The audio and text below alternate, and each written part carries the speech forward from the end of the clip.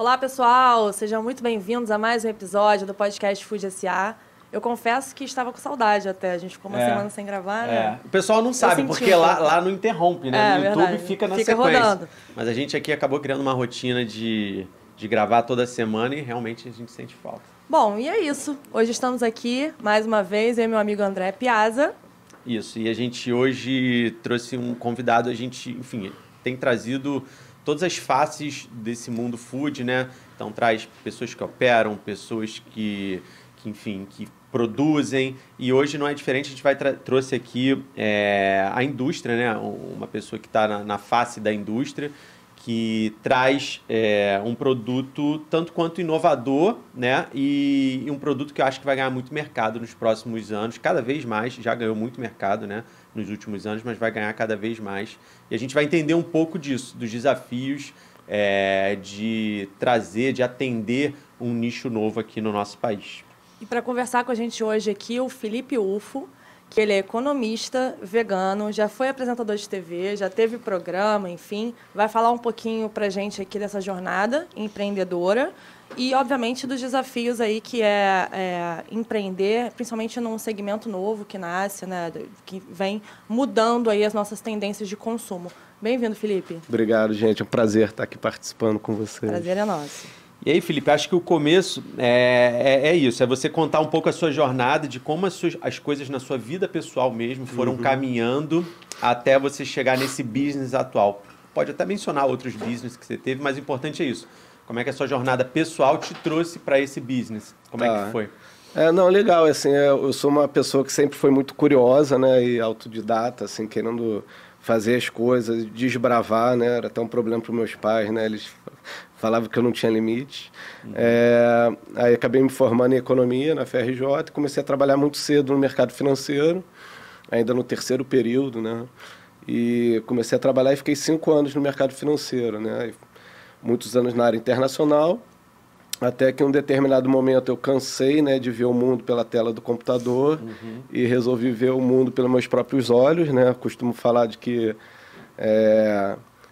eu acho que assim, nada substitui aquela experiência de você ir para um local e sentir o cheiro, sim.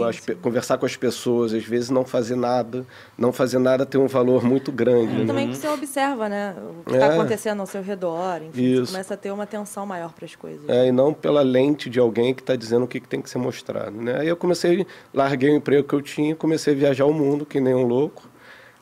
Dessas viagens, né, eu tinha que criar alguma condição para me sustentar, já que eu não sou herdeiro, né? Eu sou herdeiro de conhecimento, meus pais são pessoas brilhantes, mas tinha que trabalhar, né? E criei uma trading company com uma marca de moda, que chamava Langac, tinha loja aqui no Rio, São Paulo, BH. É um business que eu fiquei durante 15 anos tocando esse business. E, em paralelo, também dessas viagens surgiu a oportunidade de fazer um programa de TV. Né? A gente ficou 8 anos no Multishow, com um programa chamado Não Conta Lá em Casa, e mais, eu acho que uns 5, 6 anos na Globo News com Que Mundo é Esse? Né? Legal. Que trazia um pouco dessa experiência de viajar pelo mundo, para começar a entender esse mundo, né, que a gente vive, né? Um mundo muito louco que hoje está só polarizado, né? Bipolarizado, assim, de... branco, preto, sim e não, bonito ou feio e verdade ou mentira, sendo que é um mundo muito mais complexo, né? E a gente pôde ver isso pelas experiências, tanto do programa como as viagens que eu fazia. Legal. E aí, em determinado momento, já estava 15 anos viajando, né, pela empresa, porque eu tinha essa trading, tinha um programa de TV e eu falei, cara... E eu sou vegano há muitos anos, né? Assim, sou vegetariano desde 97. Então, imagino a complexidade que era se alimentar, né? Ninguém entendia, né? Assim, por que eu não comia carne. Sempre fui um motivo de piada na roda dos amigos, né? E você começou por quê? Qual foi essa inteligência? Onde é que você ouviu falar sobre isso e tentou fazer isso? Não teve um momento muito assim que foi um momento de mudança, né? Acho que foram várias coisas que hoje, quando eu olho para trás, que me influenciaram, né? Meu pai é cardiologista, médico, então eu sempre cresci ouvindo ele na mesa de jantar falando que carne faz mal. E a gente comendo carne, né? Não come muito não, que isso faz mal. É meio louco, né? E aí, tem um determinado momento que eu estava fazendo intercâmbio na Califórnia, assim, e aí sempre um indígena americano ia lá em casa conversar, a gente ficava trocando ideia, um dia passou uma barata e eu matei a barata. Isso em 97. E ele começou a me questionar, né? Por que eu matei? Cada coisa que eu respondia... Você não conseguia responder. Não conseguia responder. E ele falou, não, essa tua resposta está errada por causa disso, né? E eu saí dali e falei, caramba, mas por que eu matei, sabe? Não fazia muito sentido, né? E aí, a partir daquele dia, foi o primeiro dia que eu parei de comer carne, mas eu acho que foi uma série de fatores, né? Sim. E eu fiquei vegetariano desde 97 e no final de 2012... Eu comecei virei vegano, né? E aí isso foi realmente de uma hora para outra o veganismo, né? E aí, então, depois de estar com essa trading... 15 anos Viajando, comecei a questionar, né? Eu estou o tempo inteiro questionando, né? Costumo falar de que quando eu comecei a gravar o programa de TV, eu tinha muitas questões. Depois de 15 anos, eu tinha mais questões ainda. Algumas respondidas, mas várias outras surgiram. E aí, em um determinado momento, acho que 2015, 2016, assim, eu comecei a questionar o consumismo. Eu tinha uma marca de moda, por mais que ela fosse sustentável, tinha virado vegana, se preocupava com a multiculturalidade do planeta. Eu estava contando uma história ali para fazer as pessoas consumirem algo que elas não precisavam, né? Ninguém precisava ter mais uma bolsa, um colar, uma echarpe. E aquilo começou a me incomodar e eu falei assim, caramba, depois de tantos anos fazendo tantas coisas, é para isso que eu vim aqui no mundo, né? Mais um questionamento. Sobre o minimalismo, né, no caso. De consumo consciente, né? No momento ali de consumo consciente, sabendo que cada consumo nosso tem um impacto no planeta, né? Sim. Então eu falei assim, tá bom, se eu preciso, cada consumo tem um impacto no planeta, que esse impacto seja positivo. E comecei a parar com a marca de moda, né? Eu falei, cara, não preciso... Eu acho que ela já tinha me dado tudo principalmente conhecimento que eu precisava. O programa de TV eu continuei porque eu falava assim, cara, isso está causando impacto positivo, né? Fazendo as pessoas questionarem, né? Então, o nome do programa na época, Que Mundo é Esse, passa por esse questionamento, né? E aí, em determinado momento, em 2017, eu comecei a namorar com uma Alex, minha atual mulher, e ela fala um português perfeito, assim, mas ela é sueca e morava em Berlim. Ela estava morando, naquela época, 6 anos em Berlim. E a gente começou a namorar e ela falou, não quer vir morar comigo aqui, não. Eu tinha essa flexibilidade, tinha um programa de TV que era sobre viagem, então podia, na verdade, morar em qualquer lugar do mundo. E fui morar com ela em Berlim. E aí, isso estou falando de 2017, né? Março de 2017, ainda era uma época que estava frio em Berlim. Em determinado momento, abri a geladeira de casa, eu lembro aquele momento exato, isso eu lembro, esse momento exato, assim, parece uma historinha contada, mas, cara, eu juro pra vocês que é verdade. Acredito, eu também tenho essas questões. Aquele momento que foi assim, uau, o que é isso, sabe? Que ainda estava frio em Berlim, era uma noite, eu acho que domingo, assim, a gente estava na cozinha conversando, de repente abri a geladeira, peguei um leite vegetal, ela é também vegana, botei num copo um copo de vidro, e tomei, falei assim, caramba, o que é isso? Ela falou, não, leite já veio, você não conhece? Eu falei, não existe isso no Brasil. Ela tomou um susto na hora assim, falou, não. Eu falei, não. E até aquele momento, eu já como vegano, né, há muitos anos, para mim todo leite vegetal era bom. Né? O vegano tem essa coisa que é pelo propósito, né, não pelo sabor. Sim. E aí, passa até a ser gostoso, né? Nossa, eu falava para todo mundo que leite de arroz é maravilhoso. Cara, gente, não é. Né? Arroz, soja, não sei o quê. Você tem até leite vegetais agradáveis, né? Muitas pessoas gostam do de amêndoa, de castanha de caju, mas eu acho que de arroz ninguém gosta. Não. Eu nunca provei, para falar. Não, pode passar direto. E aí você ficou encantado com aquele produto alemão? Produto alemão? Então... Aí, tomei aquele produto, falei, caramba, o que é isso? Ela falou, leite de aveia, não conhece? Não existe no Brasil. Ela falou, caramba, eu cresci com essa marca, né? Porque quem inventou o leite de aveia foram os suecos. Então aquilo já fazia parte da vida dela, da mesma maneira que o leite de soja fazia parte da nossa vida, né? E ela falou, não, cresci com esses caras, até conheço a indústria, conheço eles, e... Obrigado. E aí eu comecei a virar um verdadeiro obcecado. Eu tenho também essa característica, assim, de... Como eu falei, né, eu sou um pouco autodidata, então até o mundo de hoje permite, né, até muito mais do que no passado. Se você interessa por um assunto, se você interessar por foguete, você vai aprender a fazer um foguete, é capaz de você estar no espaço daqui a 10, 15 anos, né? Então, o conhecimento está dado aí, né? Só você entender como chegar nele. E eu virei um verdadeiro obcecado com leite de aveia, né? Tinha uma experiência como economista, apresentador de TV, empreendedor, mas nunca tinha trabalhado num food service, né? Alimentos e bebidas. A Alex, minha esposa e sócia na Aveia, ela já trabalhava, né, nesse segmento, né? Ela tem formação de cientista de solo, mas trabalhava muitos anos nem uma startup, numa plataforma que fomentava a indústria de alimentos e bebidas veganos na Europa, né?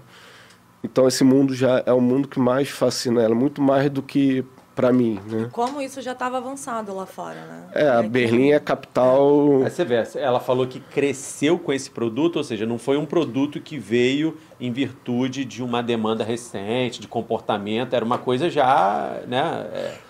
Para eles, muito mais antiga, né? Muito mais comum. No caso da aveia, né? Porque se a gente pegar...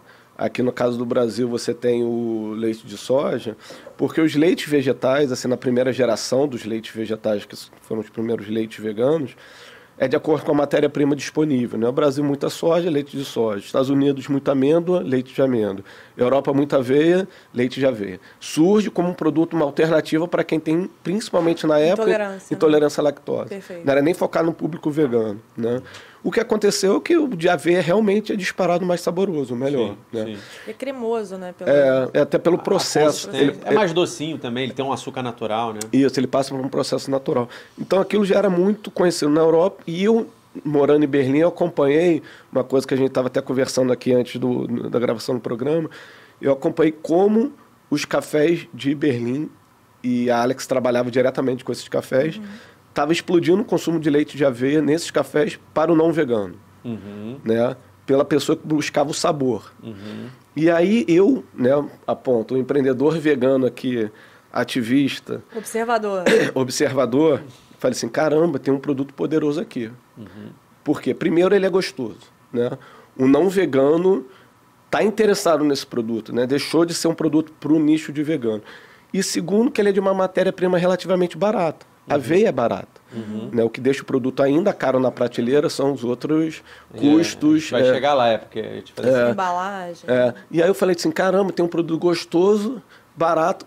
Pô, eu tenho um produto aqui que de alguma forma eu posso, em algum momento, concorrer com leite de vaca na prateleira. Né? Eu tenho um produto que é mais gostoso que o leite de vaca, faz muito melhor do que o leite de vaca, né? Não só para evitar o sofrimento animal, que para mim é o grande motivador. Que já nem é tanto leite de vaca assim, nós estávamos até falando aqui mais cedo. A composição. E a questão ambiental, que também é muito forte assim, né, na minha vida, mas também ele faz bem para a sociedade como um todo, né? Depois a gente pode abordar um pouco dos problemas da indústria do leite de vaca. E eu falei, pô, tem um produto aqui de veganização. Pensando no Brasil. Então, aí eu falei, naquela época eu tinha acabado de mudar para Berlim, estava lá feliz, gravava o programa, morava num lugar legal em Berlim, estava resolvido. De boa, né? Você identificou uma oportunidade, em algum momento ali você ia ativar aquilo. Eu nem pensava em voltar para o Brasil, né? Só que eu fiquei obcecado com aquilo. E aí, 2018, já estava muito dentro dessas questões. Vim 6 vezes para o Brasil, ainda continuava morando lá, vim 6 vezes só para fazer visita, entender a cadeia produtiva, que eu falei, caramba, não tem esse produto no Brasil, eu vou lançar. Né? E ele passa por uma questão de produção diferente dos outros leites vegetais, que é onde que os suecos na década de 90 inventaram, que é um processo de enzimação, que é como se fosse uma fermentação, só que feito com enzima. E nesse processo, no primeiro momento, você pega a aveia e hidrata ela, ou seja, pega a aveia e adiciona água. Se você faz isso, fica um mingau, né? Fica aquela coisa, aquela papa. A primeira enzima, ela quebra as moléculas de aveia e deixa um produto mais líquido, né, sem perder a cremosidade. E um segundo momento, você quebra o amido da aveia e transforma em maltose. Entendi. Então, no final, você tem um produto que ele é mais cremoso que os outros produtos de vegetais, né, que tem um aspecto meio aguado. O que é ótimo para o leite, porque o leite, né, leite precisa do aftertaste, naquele preenchimento da boca, né? É isso que difere o leite de uma água, né? A água você toma, ela vai embora. O suco você toma, ela vai embora. O leite fica. Então a aveia, ela entrega isso, né? E naturalmente doce. O leite tem a lactose, a aveia tem a maltose, né? Então você tem um produto naturalmente doce ali, sem adicionar açúcar. Então por isso que ele é tão interessante na hora de ser um produto, um substituto ao leite, né? E aí foi que surgiu o Naveia, que acho que até a gente não mencionou até agora, mas essa empresa, né, essa indústria que ele representa, que ele foi fundador, é uma indústria chamada Naveia. Não sei se é assim que você chama a indústria, ou se você tem alguma outra holding que responde a isso. Mas o produto, acho que, né, o produto é o Naveia.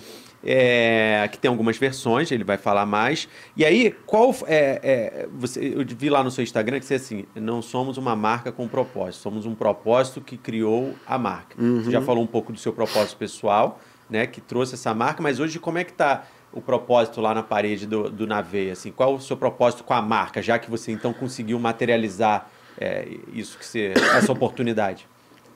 É exatamente isso, André. Assim, né? Se a gente pudesse resumir a Naveia, era isso. Que a gente não é uma marca... Você fala muito, né, de marca com propósito, que é muito legal no mundo estar falando sobre isso. Na parede, às vezes, né? Mas a gente é o contrário. A gente é um propósito. Primeiro vem um propósito, né?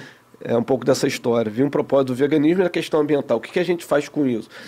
Se eu conseguisse mudar o mundo da maneira que eu acredito que ele tem que mudar, fazendo um malabarismo no sinal, estaria fazendo malabarismo no sinal, né? Eu identifiquei no leite de aveia essa ferramenta, esse mecanismo, né?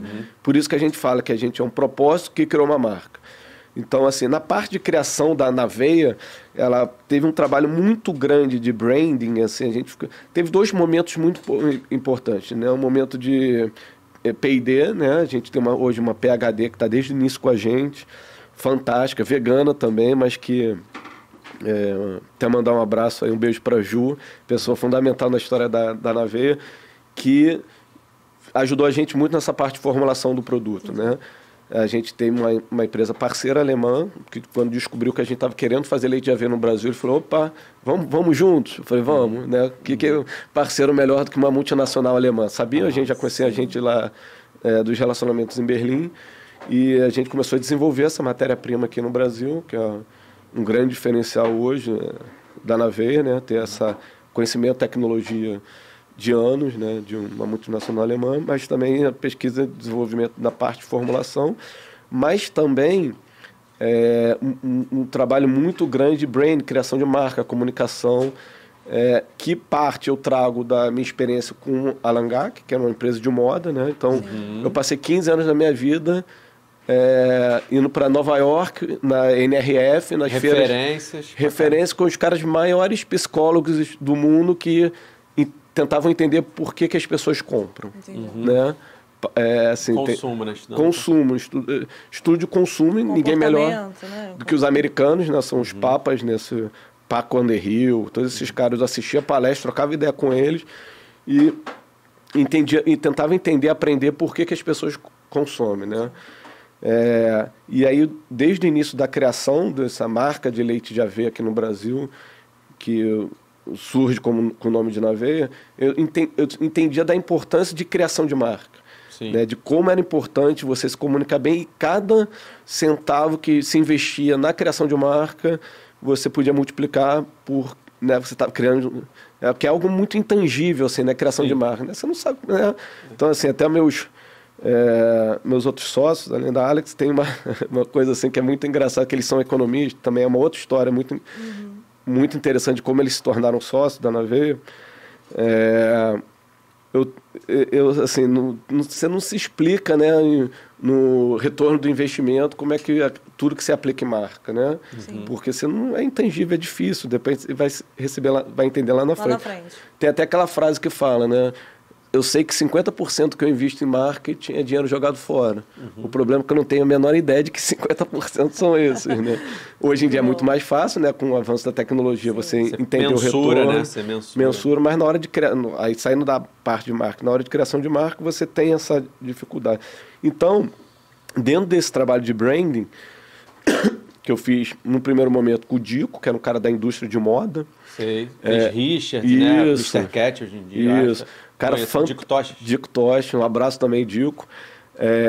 Eu morava ainda em Berlim, né? Eu não conhecia ele pessoalmente, eu conhecia de nome. Ele foi super bem indicado pelo pessoal da Cariúma, da Zidog, que são meus amigos. Legal. São marcas que eu admiro e pessoas que compartilham da percepção de quão importante é a criação de marca. Sim. E no primeiro papo com o Dico, ele perguntou para mim, mas cara, eu sou do mundo da moda, que você está querendo contratar meu serviço? Né? Eu disse duas coisas para ele. Primeiro, que eu conheço o mundo da moda, eu sei de como é fascinante o que a moda cria na hora de criar uma marca.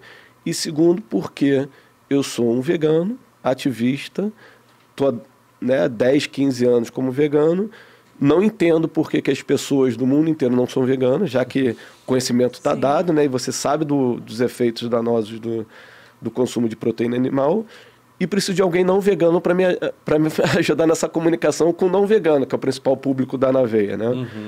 Aí ele falou, nossa, gostei. E aí a gente começou um trabalho bem grande com o Dico, até voltei para o Brasil, a gente tinha reunião direto, levei ele para a Alemanha, para Biofar, que é uma grande feira de alimentos orgânicos na Alemanha, para ele entender um pouco desse mundo, sabe? Entender do que eu estou falando, sabe? Aqui, quem é essa tribo, né? Ele foi para Berlim também, a gente ficou para Nuremberg, a feira de Nuremberg, e a gente começou um trabalho muito grande com ele em 6 meses de criação de branding, e aí depois a gente foi para Hardcore, né? Que também é uma outra grande referência de criação de marcas até dentro da indústria de alimentos e bebidas. E assim, você falou um pouco sobre criar uma marca que é para não vegano, enfim, que no final das contas acaba... Esclarecedora, né? Uma marca esclarecedora. Exato. Quais foram os desafios que você encontrou para entrar nesse nicho, assim, e o que te diferencia? Já com essa marca estabelecida. Eu acho que você foi, na minha cabeça, eu sou não vegano, mas você foi muito bem sucedido nas suas escolhas. Eu não sei se você hoje já consegue mensurar, se você já tem tempo suficiente para entender a relevância da marca, destacando o brand mesmo. Eu acho que você tem muita relevância no seu produto, a marca. Eu mesmo, como empresário, fiz uma escolha também pela sua marca, né, que eu acho que que eu tive mais empatia lá para juntar com a minha marca, né? A gente tem hoje até uma collab estabelecida. E aí eu quero te perguntar o seguinte, foi o que ela falou. Quais são, já com essa marca estabelecida, quais foram os desafios de atuar nesse nicho de mercado, assim, né? E o que te diferenciou, né? Você está falando que a marca você teve muito apreço ali para desenvolver isso de forma diferenciada. Assim, eu acho que o primeiro passo, né, a origem de tudo, a base de tudo é que o produto tem que ser gostoso. Entendi. Né? É até muito engraçado que quando tem algumas reuniões assim e a pessoa nunca experimentou o produto, e eu começo a contar da história, né, da nossa época em Berlim, do meu ativismo, de como a gente se preocupa com as questões ambientais, e depois a pessoa experimenta o produto e fala, ué, mas não é que é gostoso também? Eu falei, que é gostoso. Então porque o produto vegano, né, tem um pouco disso, né? Hoje em dia ele ainda é uma barreira, né? Eu tento estudar um pouco do que acontece na percepção do consumidor ao redor do mundo, né? Questões ambientais hoje já são um assunto cool, né? Antigamente era o ecochato. Puta, lá vem esse cara falar de desmatamento da Amazônia de novo, né? Hoje em dia, falou, caramba, mainstream, né? Falar de questões ambientais. E o assunto sobre veganismo ainda no Brasil é um assunto chato. O vegano é chato, sabe? Assim, eu sei que eu sou chato, sabe? Meus amigos, eu acho que eu gosto... É o país do churrasco, né, pô? Então, pô, nem uma picanha, aquelas coisas, né? Então, mas em outros lugares do mundo, não. Né? Assim, o vegano já virou mainstream, né? Ou é cool. Talvez porque a gente tem ainda uma pujança, assim, enfim, de proteína animal, não sei, você acredita que seja isso? Não, porque você pega países que têm um consumo muito maior até per capita de leite, né? Ou carne, assim. O brasileiro consome em torno de 70 litros de leite por ano, né? Per capita. A Suécia consome 120, sabe? A Finlândia 120 e poucos. Então e hoje lá, né, o leite de aveia já é o cool, né? Entendi. Falar sobre questões veganas, falar sobre veganismo em Londres é cool, sabe? Em Berlim, não é nem que seja cool, Berlim já virou mainstream, era muito engraçado. Eu tenho uma tatuagem vegan no braço, é minha única tatuagem, porque até mostrar para a câmera ali, né? E assim, essa tatuagem gera questões, conversas de horas no Brasil. Nossa, você é vegano? Aí o assunto vira... Se eu estou numa mesa, o assunto vira todo pro vegano. Mas não sei o quê. Se você estiver numa ilha... E os caras ficam te testando. Vai matar. Testando aquelas coisas, né? Em Berlim não é um assunto, sabe? Ninguém fala assim, nossa, você é vegano. Mesmo se as pessoas não forem veganas. Mas é porque eu acho que a gente no Brasil, a gente não é acostumado a debater, né? Então, acho que hoje a gente tem muitos temas nas mesas que hoje em dia favorecem os debates. A gente não é acostumado a questionar. A gente não é culturalizado a dialogar mesmo, entendeu? Sobre causas, sobre as temáticas, sobre algumas questões. E hoje a gente começa a abrir essas rodas. Então, eu acho que está todo mundo sedento para entender. Assim como você é um cara observador que se questionou e que se questionava muito, era uma particularidade, e eu digo até, de repente, uma coisa muito boa, né? Que não era, era de poucos. Assim, e eu acho que isso hoje está virando mais comum, talvez pelo advento da tecnologia, da informação, desse boom da internet, que está todo mundo realmente, cara, para olhar, observa, olha para o outro e tal, olha para o mundo, entendeu? Então, acho que isso pode acontecer, pode ser porque a gente está... O Brasil é muito cru ainda para muita coisa. E você sabe disso, você já rodou o mundo, você sabe que a gente está, de repente, no veganismo 1.0. Não deve ser nem o 4.0, como dizem para algumas categorias, entendeu?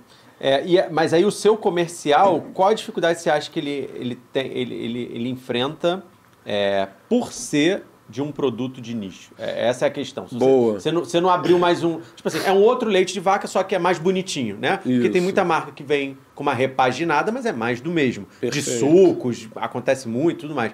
Então, qual a dificuldade que o seu comercial enfrentou para ir na rua, desbravar um nicho, né? Quais os desafios que você enfrenta? Eu acho que tem 2 grandes desafios aí, né? Primeiro, quando a gente vai conversar com o off-trade, né? Supermercados, cadeias, entender que aquele produto de sabor é diferente, né? Falando, pô, mais um leite vegetal, nossa...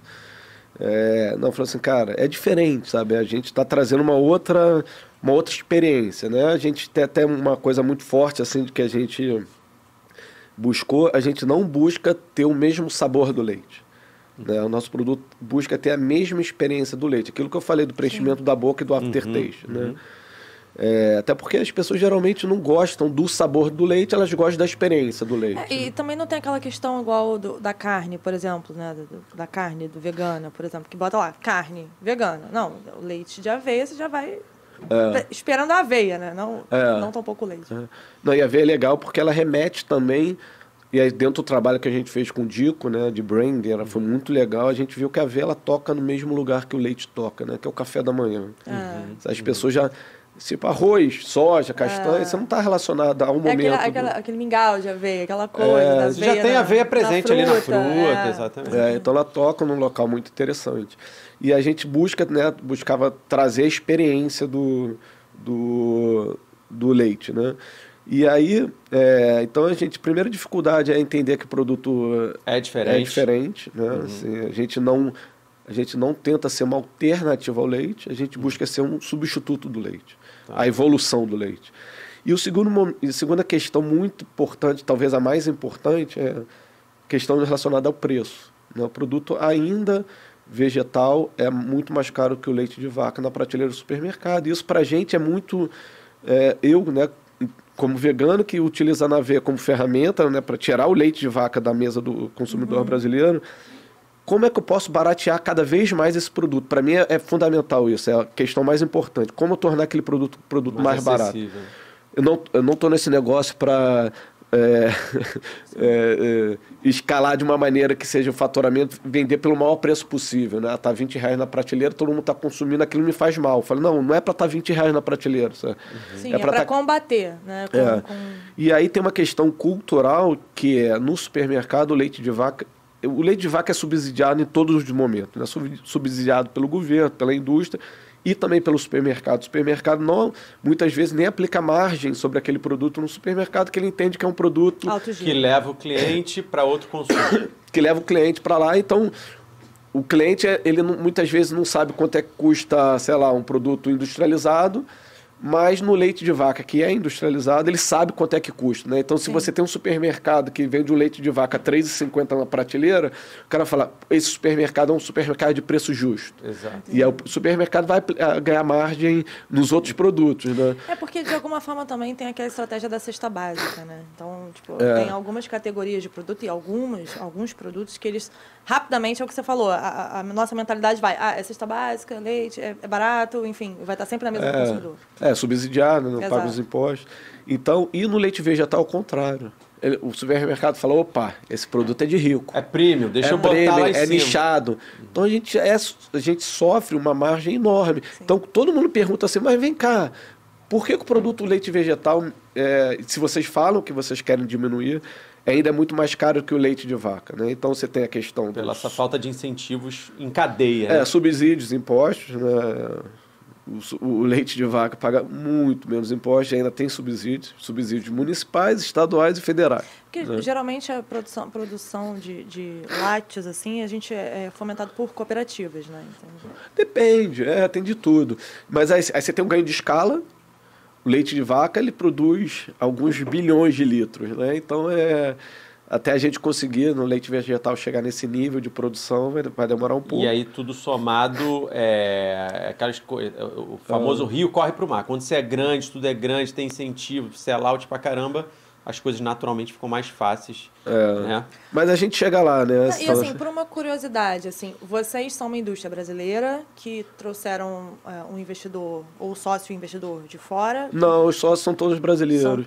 Conhecimento, mais assim, Essa empresa alemã não entrou com nenhum tipo de participação? Não, a gente tem uma relação comercial, basicamente comercial, de admiração, né? Assim, já era uma empresa que a gente admirava por tudo que eles fazem no mundo de plant-based, é uma empresa alemã que foca em tecnologia plant-based pelo mundo. Entendi. Mas os sócios, eu e a Alex, minha esposa, é até engraçado, estava comentando, né? Hoje a gente tem 3 sócios, que são meus amigos de infância, mercado financeiro, é a galera a turma que está desde o início motivados também por um ideal muito parecido, né? Sim. E garantindo várias loucuras que a gente faz, né? Que nem agora a gente comprou uma terra para reflorestar no sul de Minas, sabe?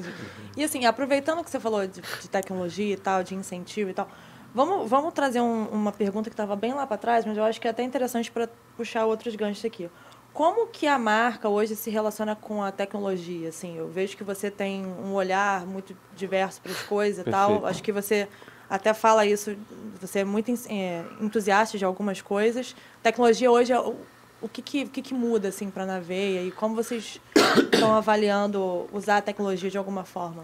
Não, você tem várias... A tecnologia pode te ajudar a teu negócio em várias etapas, né? Pode ser uma tecnologia que ajuda na parte de logística, né? Que nem você muito bem conhece, na parte de e-commerce, comunicação, né? Você entender todo esse retorno de investimento que você faz nos investimentos de mídias sociais.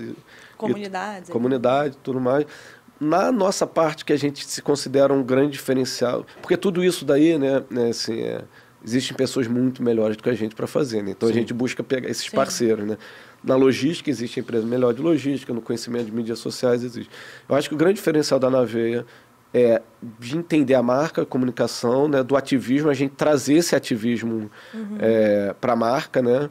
Sempre tomando cuidado para não ser um ativismo chato, mas um ativismo que engaja as pessoas, que faz elas quererem participar daquilo, né? E outra parte é na tecnologia de desenvolvimento dos produtos. Sim. Né? Então, na parte de desenvolvimento de produto, a gente investe muito, sabe? Assim, é muito louco, porque as pessoas não têm ideia do custo que é você conseguir fazer aquele produto saboroso na prateleira no final, né? Porque o que acontece muitas vezes, as pessoas, né, produto vegano, vamos lançar qualquer coisa, aí depois a gente ajusta, né? Porque até pode fazer, né, no questões de MVP, né? Sim.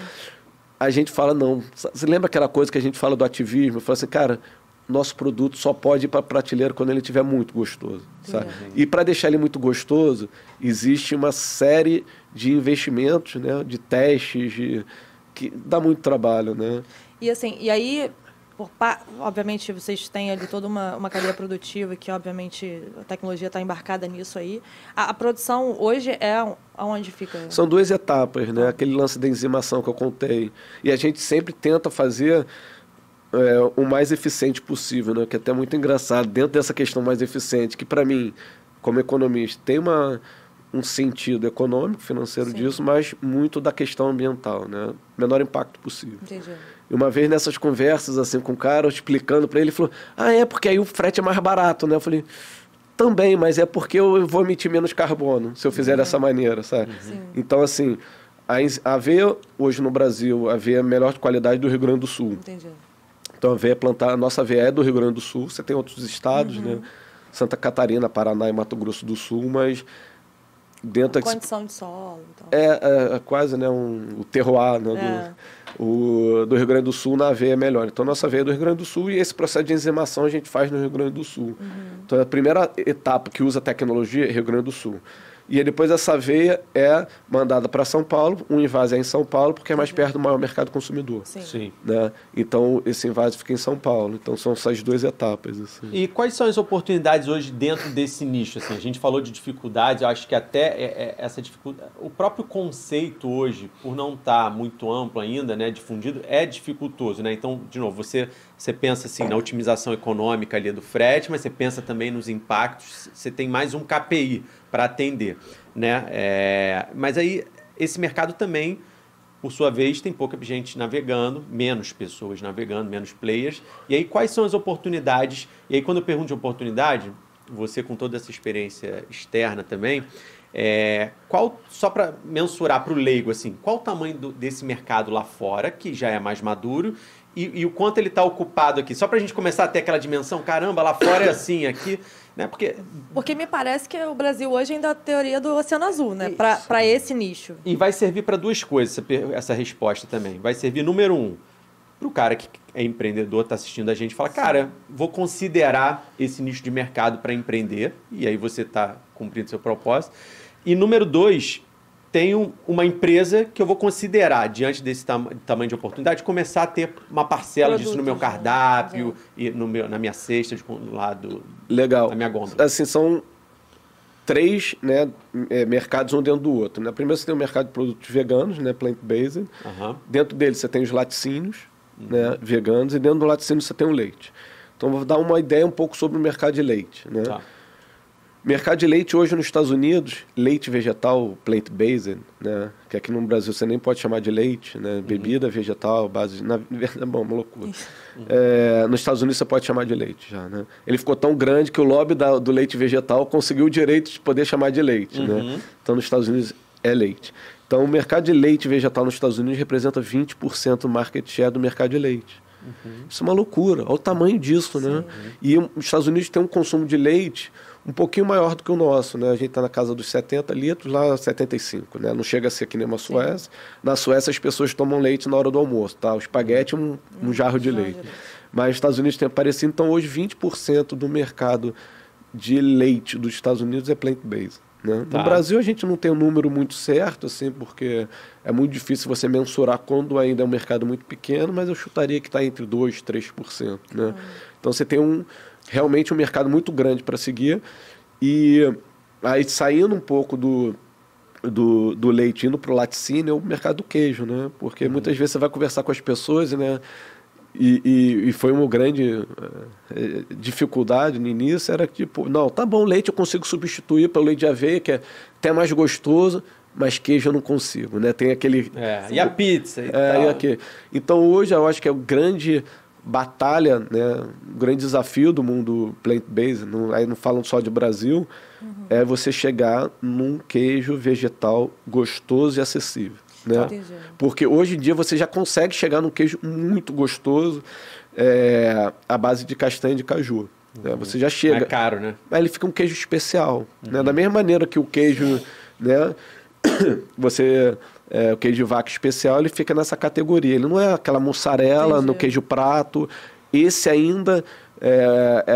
você não encontrou a matéria. Nos Estados Unidos tem um pouco mais de avanço, mas...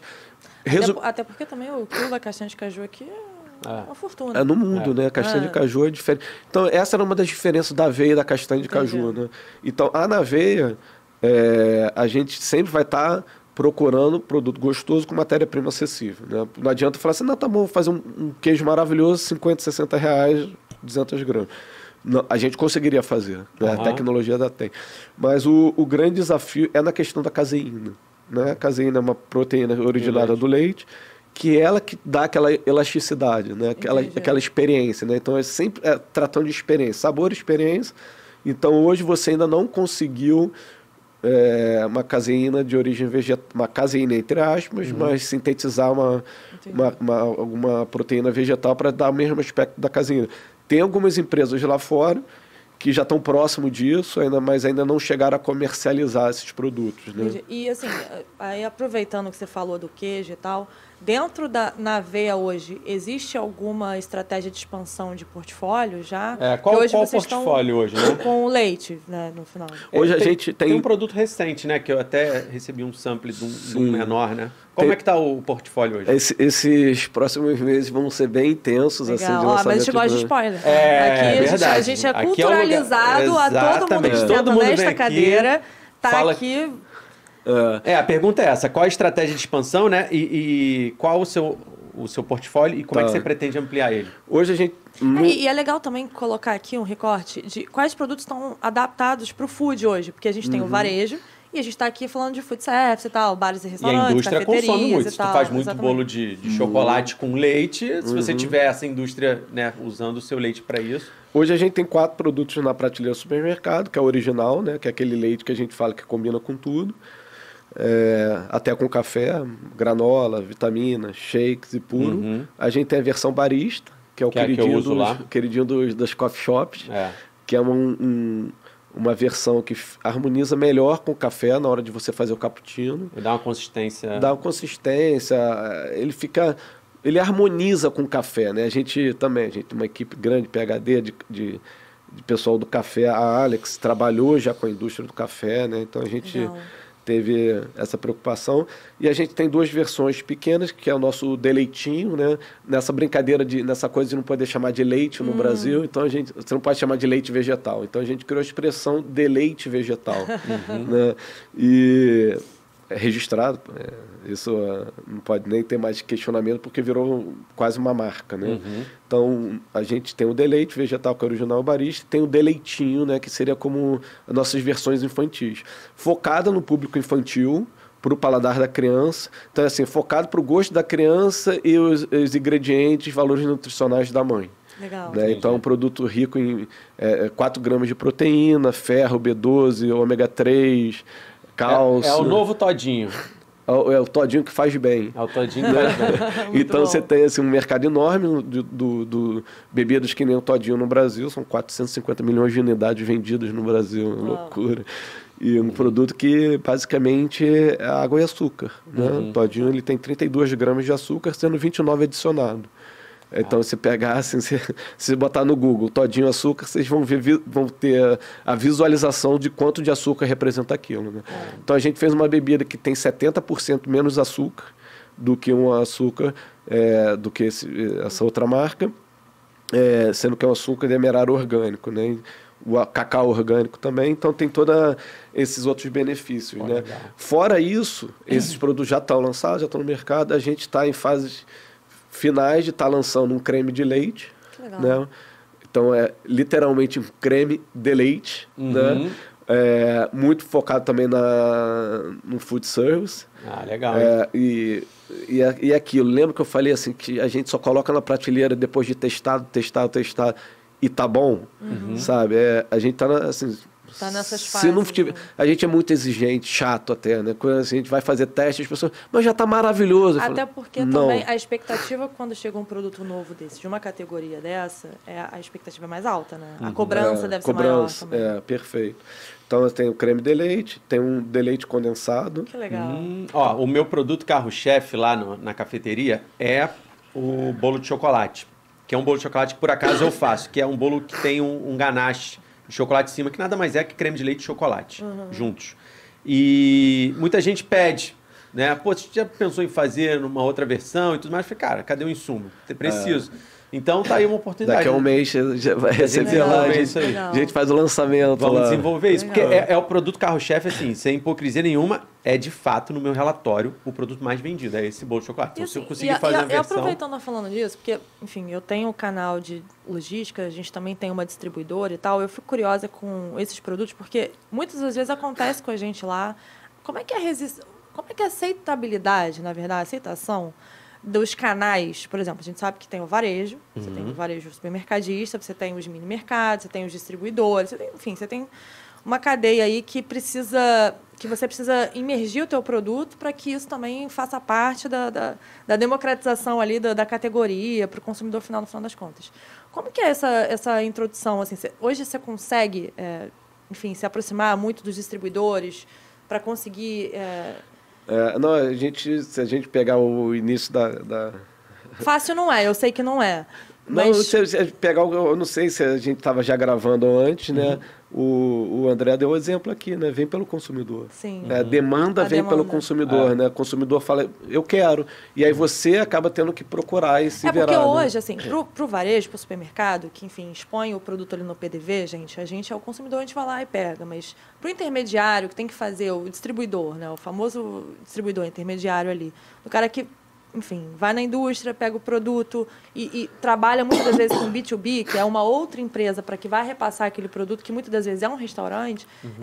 Eu imagino que você tem essa dificuldade hoje, né, de conseguir entrar nessa categoria. Como o produto ainda é um produto mais caro, né, do que a sua versão não vegana, não plant-based, ele só vai ter uma demanda do food service se for uma demanda, se aquilo fizer parte da estratégia da empresa, né? Ou se for uma demanda muito latente do cliente. Ou demanda muito latente do cliente, né? E aí, voltando só nos spoilers do SKU, né? Então a gente estava no creme de leite condensado, chantilly, esse totalmente focado na... Cafeteria. A gente já está muito forte nas cafeterias no Brasil, nós são mais de 1000 pontos de venda assim, de cafeteria no Brasil. E começando a fazer esse trabalho de venda direta, né? Vocês... Venda direta. Venda direto É uma cultura, né? É cultural dentro desse meio baris.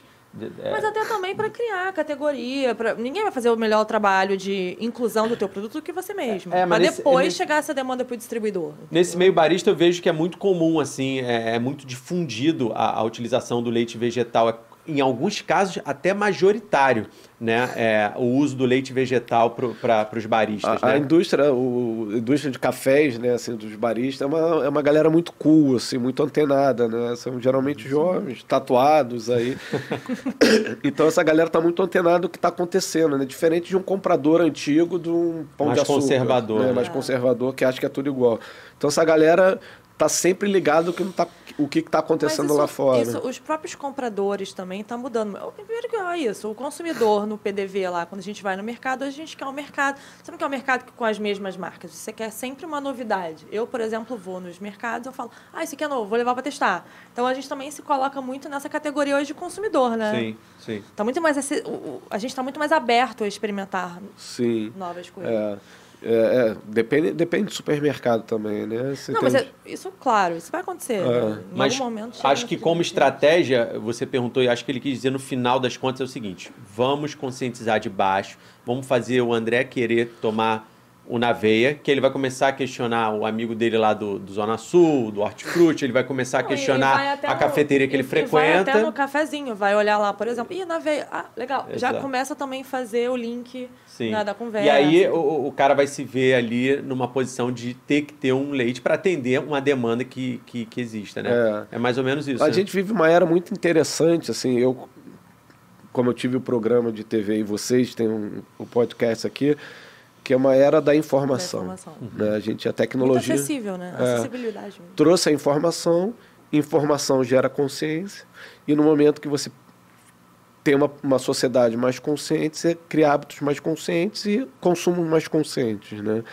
Eu costumo falar, né, que a cada momento que você tira um produto da prateleira do supermercado, você está votando em alguma coisa. Né? Se a gente é o que a gente come, o mundo é o que a gente consome. Né? Então, você tem aquele momento, você está votando em alguma coisa ali. Você tirou, você fala assim, cara, eu quero um mundo de merda. Vou pegar um produto que destrói o planeta e foda-se, né? Ou você fala, não, eu quero um mundo diferente. Vou comprar um produto que tem uma preocupação ambiental, tem questão animal, faz bem para a saúde, para os fornecedores. Você pode fazer isso no hábito de consumo, né? Mais ecológico na embalagem, um produtor local. Você vai fazendo as opções, né? De quem você está fomentando. De quem você fomenta, né? O consumidor fomenta, né? Então passa por isso. O supermercado é um meio, né? Quem acelera essas transformações é o consumidor, né? Pode ter algumas regiões, né? A gente está falando de uma parte ainda privilegiada do Brasil, né? De que você pode escolher. Né? Hoje o seu foco de expansão é Sul e Sudeste. Brasil inteiro. Mas tem uma dificuldade ainda de sair do eixo Sul e Sudeste, por exemplo? Não, cara, é muito louco, assim. Porque a gente vende muito em Manaus, a gente vende muito no Ceará, em Fortaleza, sabe? Tinha um pouco desse preconceito, né? Das próprias indústrias mesmo. O Sul e Sudeste é onde está meu foco de atuação, mas... Não, a gente é apaixonado. Alex até ativou muito essa minha paixão pelo Brasil, né? O brasileiro tem um pouco disso, né? A gente vai para fora... E não conhece o próprio país. E ela é uma gringa que vem para o Brasil. Era até bem louco, assim, porque quando eu fui criado no Leblon, Rio de Janeiro, então, quando ela se mudou para cá, para o Brasil, a gente ia correr na praia do Leblon, saía do Leblon, ia correr até o Arpoador. Sempre que fazia aquela voltinha no Arpoador para voltar, ela parava. Eu falei, que houve? Ela, não consigo. Aí eu ficava olhando assim, sabe? Isso aqui é lindo demais. E eu olhava aquilo ali e falava assim... minha casa, sabe? A gente não dá valor, né? O Rio de Janeiro é que nem ter piscina em casa, né? Cara, ele existe ali e tal, mas quando você perde, ele que você dá valor, né? Tem um jargão, às vezes também. Eu peguei a moto esse fim de semana e, sei lá, fui centro da cidade, fui nos lugares que eu vou menos, assim, né? Sim. Numa área mais subúrbio, fui atrás de uns restaurantes, enfim.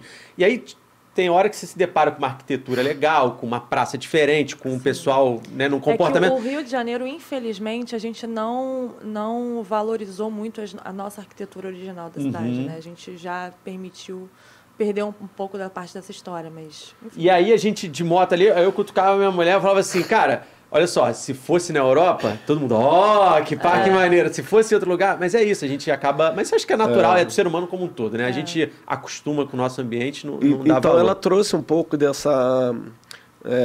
reativou, né, meu olhar pela paixão pelo Brasil, e a pandemia também acabou me obrigando a isso, né?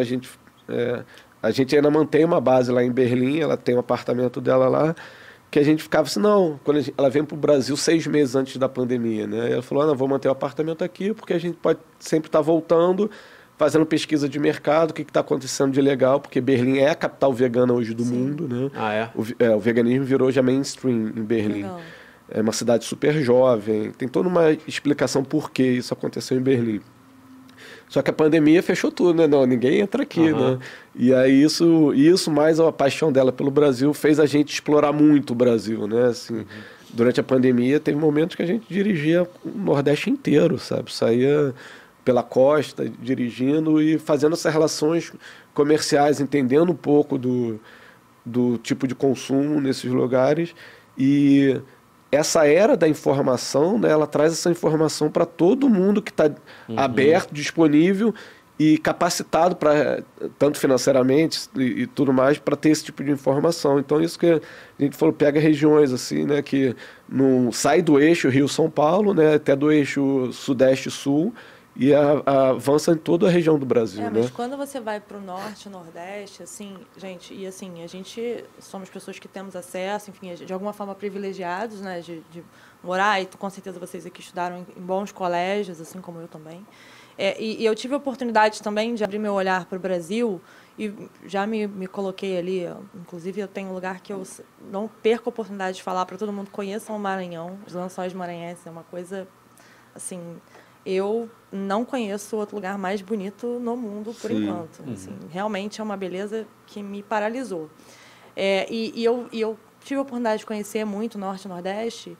E, cara, como eles são politizados, como eles são, enfim, informados, talvez até um pouco mais do que boa parte do Sul e Sudeste. Verdade, eu fui também nessa... O acesso e talvez, assim, é isso, a aceitação deles e o olhar deles para essas novas tecnologias e tendências de consumo e tal, como eles são muito mais abertos até do que a gente. Eu fui para os Lençóis Maranhenses também, nessa história do Nordeste, de pandemia. Foi até engraçado, porque o pessoal do lá de Atins falava assim, não, só vinha gringo para cá, a pandemia trouxe o brasileiro, né? E aí, nessas viagens pelo Nordeste... 2018, foi muito bom. Nessas viagens pelo Nordeste, eu gosto de ficar ouvindo rádio local, né? Se deixar, a gente se isola no nosso mundo Spotify. E aí, nessas... Eu ficava impressionante com o quão rico era o debate político da rádio no Nordeste. Não, e pessoal, os jovens, as pessoas, eles são muito questionadores, enfim, o debate é muito rico com eles, assim, eu falo porque eu tenho muitos amigos aqui, obviamente, do Sudeste, e, cara, a galera é meio rasa, assim, pra muita coisa, entendeu? Não sei se por uma questão, enfim, de necessidade, talvez de ter... O acesso demorou a chegar um pouquinho, não sei o que pode ter acontecido ali.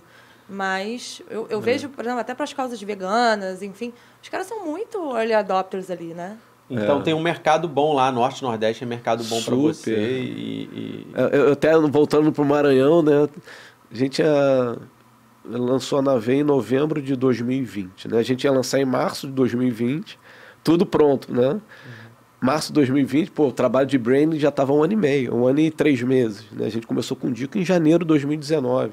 Então, na pandemia que o negócio... Então, aí já íamos fazer a primeira produção, veio a pandemia, né? Veio um negocinho ali que parou o mundo, né? E parou a gente também. E dentro da nossa estratégia sempre foi ter uma expansão via coffee shop, né? Porque era oportunidade. A gente acreditava e acredita muito no produto, né? Então falou assim, cara, como a gente faz as pessoas experimentarem, né? No cafezinho, né? No cafezinho. Legal, porque tinha uma pergunta aqui, né? Que você colocou até como que você faz para conquistar, qual o público-alvo. Você já acabou respondendo aqui. Então teve essa estratégia, né? Porque a Coffee Shop, os parceiros aí que tem os cafés, eles acabam fazendo uma degustação. Porque, assim, eu só preciso convencer né? O dono da Coffee Shop, né? Ele gosta e fala assim, caramba, esse produto é bom, vou dar para o meu cliente. Então, ele acaba fazendo aquele trabalho de degustação que no supermercado a gente teria que pagar uma grana enorme para fazer as pessoas provarem. Então, a gente já tinha essa estratégia de ter o Coffee Shop como parceiro nessa expansão. Veio a pandemia, todos fecharam, né? Alguns nem reabriram, infelizmente. E tudo segurou, né? O supermercado começou a bombar, mas só de produto já conhecido. Sim. Ele falou, cara, não tem como lançar agora. E a gente acabou lançando só em novembro de 2020. E aí a gente fez uma viagem lá pelo Nordeste, Maranhão, em meio de 2021, há 1 ano atrás. E foi muito louco quando a gente chegou em São Luís, no Maranhão, numa coffee shop alucinante lá, linda. Começamos a conversar, falou, não, a gente tem uma marca de leite vegetal, Naveia. O cara, eu conheço a Naveia, sabe? A Alex tomou um susto. Como assim? Ele, não, eu sigo tudo que vocês postam, vocês fizeram o campeonato de latte art, que é o trabalho de fazer figura, né? O desenhar com leite no... Eu sigo tudo, não sei o que. Ela, nossa, que maneiro, né? A gente tem 6 meses de história, sabe? Um café em São Luís. O barista já conhece, já segue a gente, né? Então, foi um trabalho bem legal, assim, de expansão via coffee shop. Legal. Né? E assim, a estratégia, então, pelo que a gente está entendendo, é o coffee shop e também fortalecer a comunidade, né? Tem várias estratégias, depende do produto, né? O coffee shop entra com uma estratégia do leite tradicional, do barista, né? Mas outra estratégia, por exemplo, no Deleitinho, que é esse que... É o produto que fala assim, cara, se a criança gostar, a mãe pode... É o futuro. A estratégia foi pela mãe. Entendi. Né? Então, a gente falava o seguinte, né? Aquela mãe que está sempre... Uma mãe é uma pessoa geralmente muito preocupada, para não dizer neurótica, né? Porque eu escuto muito, a mãe é neurótica. Não, ela é muito preocupada com o que o filho está comendo, bebê. Então, a gente fala assim, cara, olha só, estou entregando o melhor produto possível para o seu filho. Né? Então, a gente tinha essa desafio, produto ser gostoso e o melhor nutricional possível. Então, a estratégia, cada produto é uma estratégia, né? Se um creme de leite vai ser uma outra estratégia. A gente tenta entender, né, esses mercados possíveis e abordar cada um com uma estratégia diferente. E quais operações, organizações mais te inspiram dentro desse nicho? Você é consumidor, você até agora falou na veia, seus produtos, o aumento desse portfólio, né? Mas, pô, você tem que se alimentar, a sua alimentação é totalmente vegana, né? A tua cesta é vegana e ela tem muito mais do que os produtos que você mesmo produz. Tem alguma organização, ou sei lá, você quer mencionar 2, 3 coisas que a gente possa pesquisar mais, que é bem legal, que seja legal, assim, que você fala, pô, tem uma empresa que é muito legal disso, tem uma empresa daquilo. Super. Não, tem algumas empresas que pelo mundo que inspiram, né? Uma delas é a Sea Shepherd, é uma organização internacional de defesa do oceano, né? Da vida marinha, né? Fundada pelo Paul Watson, que era um ex-fundador do Greenpeace, e ele falou assim, cara, o Greenpeace está devagar demais, a gente precisa ser mais punk nesse ativismo. Ele criou a Sea Shepherd, que hoje é uma grande parceira da Naver, né? Assim, a Naver virou uma grande parceira, porque pela nossa admiração, pela minha e da Alex também, porque eu acho que eles trazem uma coisa, assim, além de toda o ativismo dele, na comunicação, eu acho que eles são muito cools, assim, você pega uma criancinha, é certo, se pegar uma criancinha e passar na frente da Sea Shepherd, ela vai olhar e falar assim, caramba, quem são esses caras, sabe? Então, assim, eu admiro pelo que eles são, pelo que eles fazem, pela comunicação, né? Tem outras empresas... Até de produto, assim, empresas que estão com produto na prateleira, assim, que você, pô, tem um produto tal que é muito legal, tem uma indústria tal que é legal. Tem vários Pode até ser concorrente, né? A gente faz também, a concorrência é saudável. Eu até fiz um post no início da Naveia agradecendo os pioneiros veganos, leite veganos, né? Sim. Tem a tal da Castanha, Vida Veg, são 2 empresas assim, que a gente admira como pioneiros nisso, né? Eu falei assim, né? Quando vocês chegaram, tudo aqui era capim, não era nem mata, era capim, que a vaca só comia capim. Então, até era uma coisa assim que, quando a gente foi tirar essa foto, as pessoas falaram, mas por que você está tirando foto de concorrentes, assim, né? Tal da Castanha, Vida Veg, o Adez e o Risovita, né? São os pioneiros, assim. E eu falei, cara, porque eu era consumidor desses produtos antes de ter a Naver, eu admiro, eles conquistaram muitas coisas para me permitir hoje, no supermercado, estar do lado do leite de vaca, né? Porque hoje...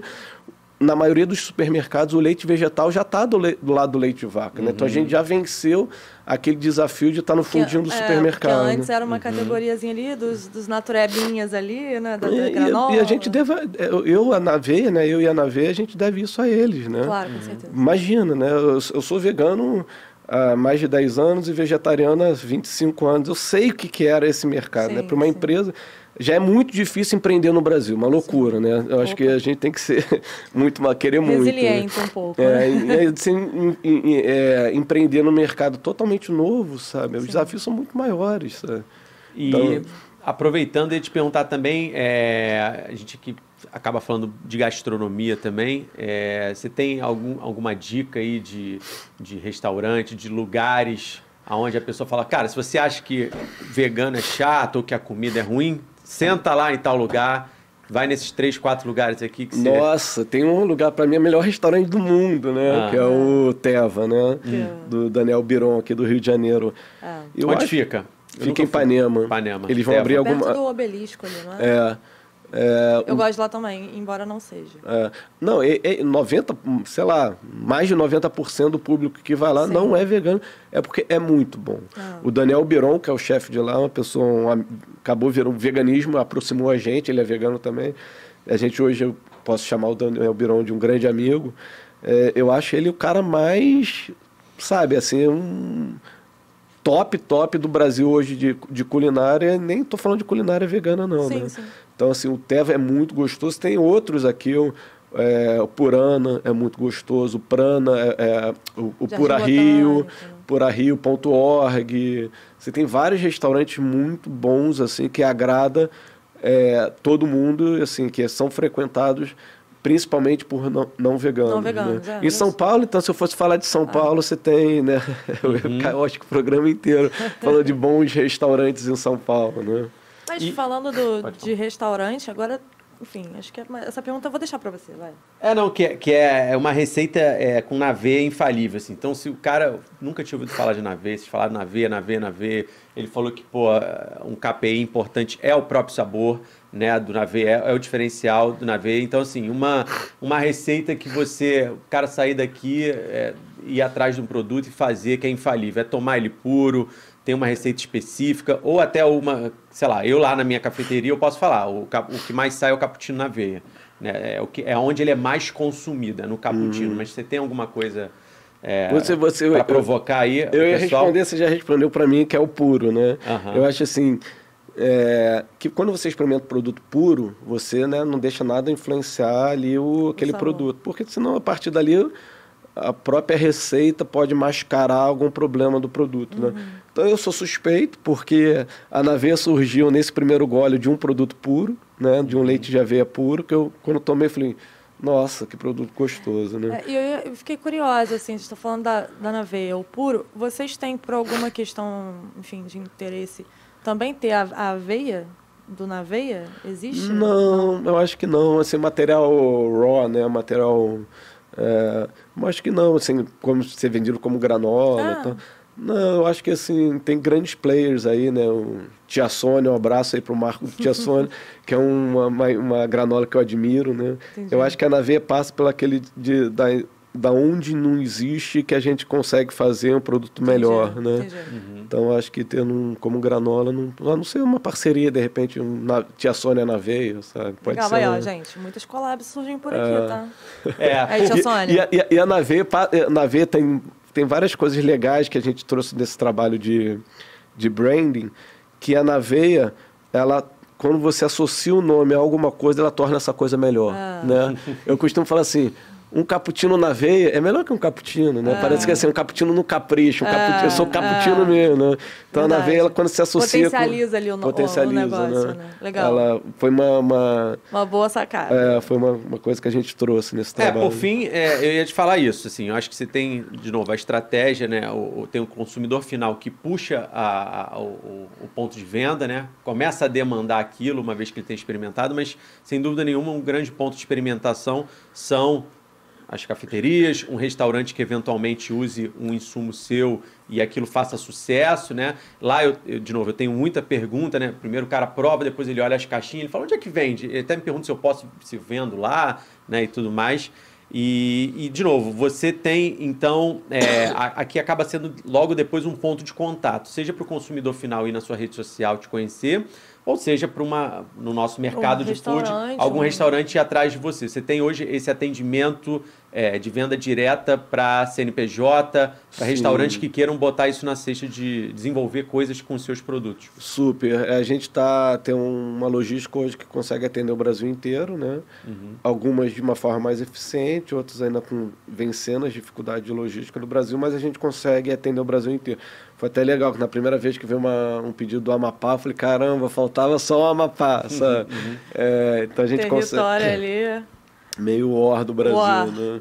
OR na veia. Então a gente consegue fazer esse atendimento da maneira mais eficiente hoje, né? Via Instagram, DM no Instagram, @naveia, é bem fácil o nosso Instagram. Entra lá, manda um DM que a gente tem duas pessoas especializadas nesse tipo de atendimento. A ideia é que não demore nenhum tipo de atendimento. E a partir dali vai para o WhatsApp, né? A gente WhatsApp, e-mail, fale com o e-commerce, marketplace, vocês estão presentes também hoje? O e-commerce hoje, nosso e-commerce pela e-commerce próprio da Naveia, a gente atende só Rio e São Paulo. Sim.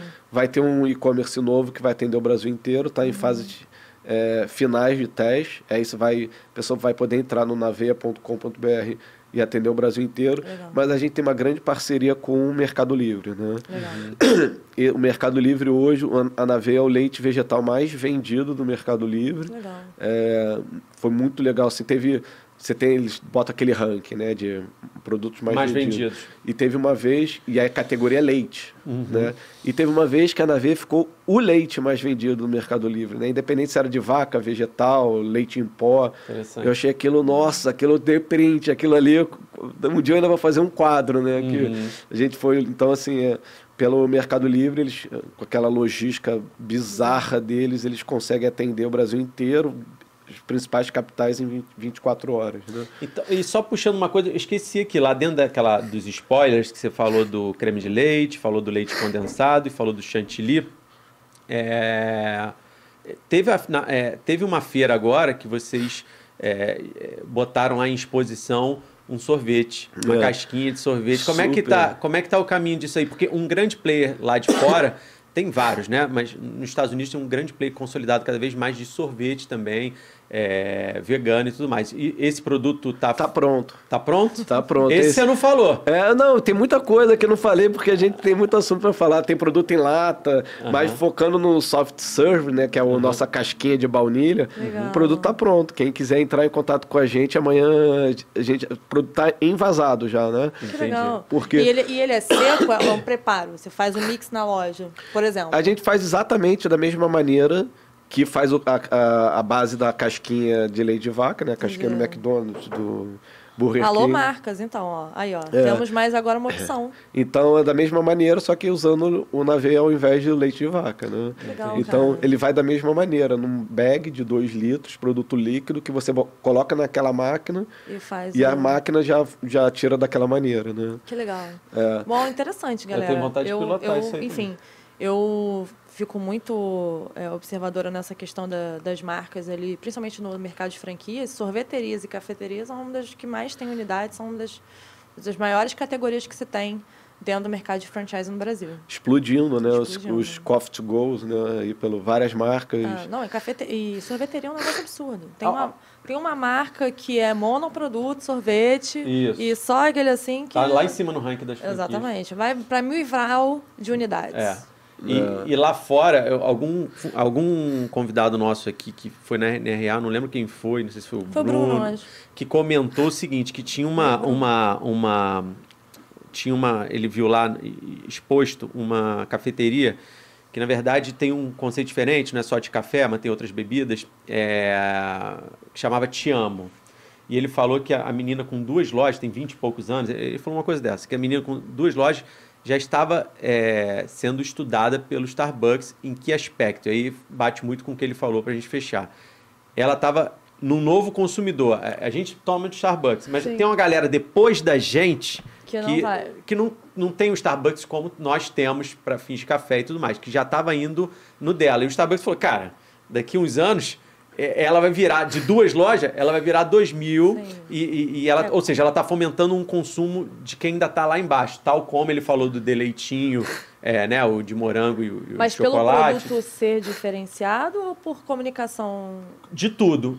Parou, fez um brand, comunicação, consciente, é vegano, e aí por isso que eu trouxe isso para cá. Então, assim, foi juntando tudo e ele falou, cara, isso é o futuro, né? Agora não vai incomodar 2 lojas? O que 2 lojas incomodam? Mas o cara pararam para olhar. Falar, cara, isso aqui vai ter um crescimento exponencial, uma possibilidade de crescimento exponencial enorme. Não menospreze o pequenininho, gente. Não, então, fica de olho no deleitinho aí. De olho no deleitinho aí. Nas casquinhas. Essa geração mais nova, né, que tá vindo com... esquece. Foram criados com, né, difícil você enganar, né, essa turma, né?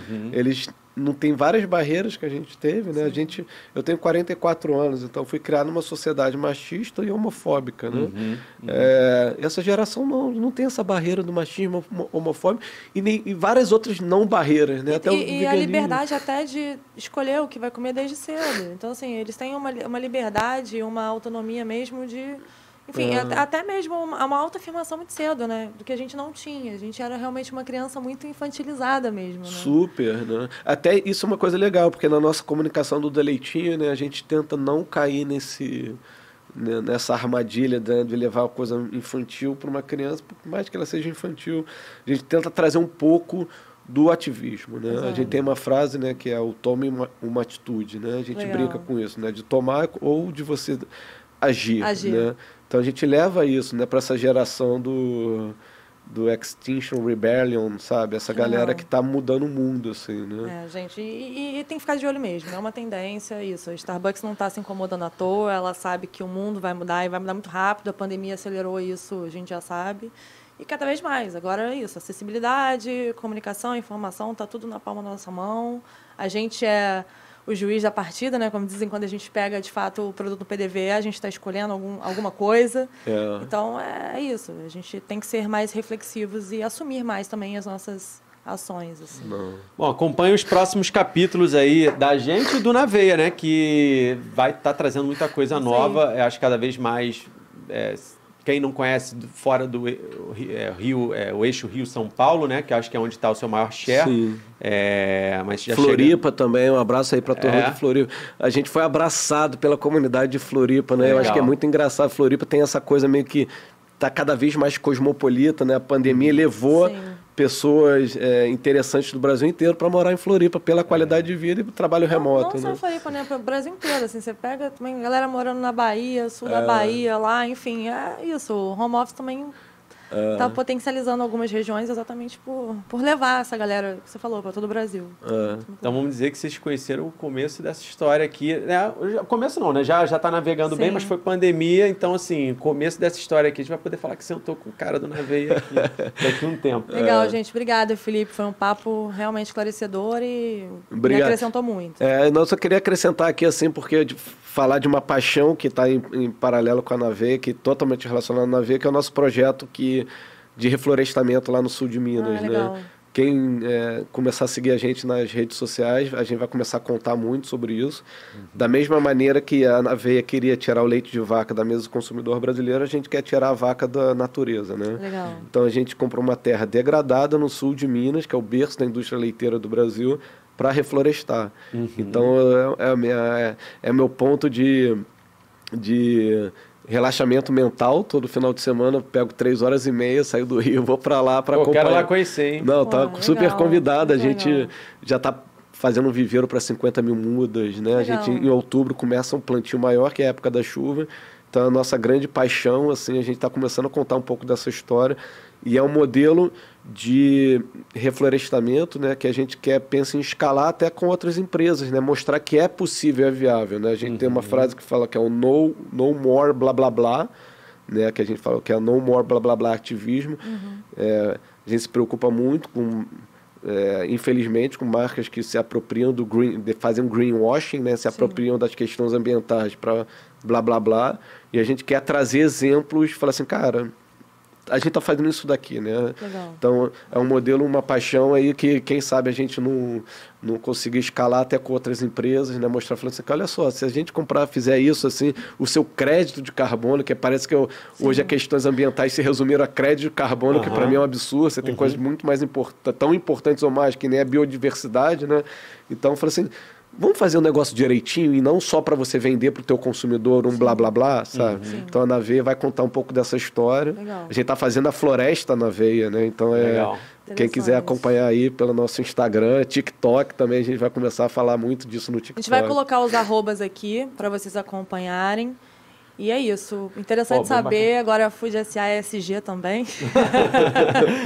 E vamos. Mas nossa intenção é realmente trazer pessoas e partes desse ecossistema do food. Já trouxemos aqui, como o André falou, restaurantes, serviços, indústrias, cada vez mais um debate mais aberto, mas sempre em torno do nosso ecossistema aqui de food. E, enfim, hoje foi um papo, enfim, para mim, me acrescentou muito como pessoa e como empreendedora também. Quero entender um pouquinho mais sobre esse seu projeto aí de Minas. E é isso, galera. Acompanha a gente nos próximos. Obrigada mais uma vez, Felipe. Obrigado, Felipe. Obrigado, Sucesso, Carol. Obrigado, Naveia. André. Um abraço. Até a próxima. Abraço.